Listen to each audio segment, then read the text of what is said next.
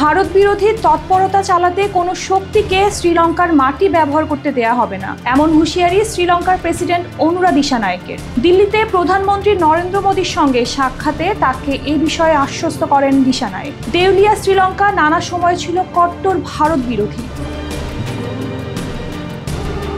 বামপন্থী জোট national people's পাওয়ারের নেতা অনুরা দিশানায়েক গত 23 সেপ্টেম্বর শ্রীলঙ্কার প্রধান হিসেবে দায়িত্ব নেন। তার দল জনতা বিমুক্তি পেরুমানা শ্রীলঙ্কার রাজনীতিতে ঘোষিত চীনপন্থী। এই দলের প্রতিষ্ঠাতা রোহন উইজেভারা 80-র দশকের নয়াদিল্লিতে শ্রীলঙ্কার অন্যতম বড় শত্রু বলেও উল্লেখ করেছিলেন। অবশ্য এবার ভিন্ন পথে হাঁটছেন দিশানায়েক, ভারতের দিকে বাড়াচ্ছেন বন্ধুত্বের হাত। চীনা বলয় ভেঙে তার ভারতমুখী হওয়াকে কূটনৈতিক চাল বলছেন বিশেষজ্ঞরা।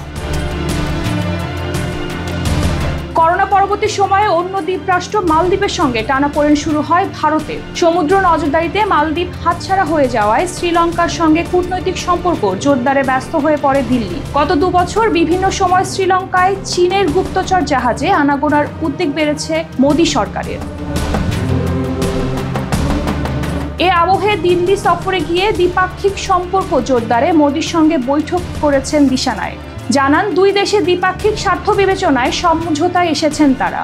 শ্রীলঙ্কার ভূমি ভারতের স্বার্থের পরিপন্থী কোনো কাজে ব্যবহার হবে না, সে বিষয়ে মোদীকে আশ্বস্ত করেছেন দিশানায়েক।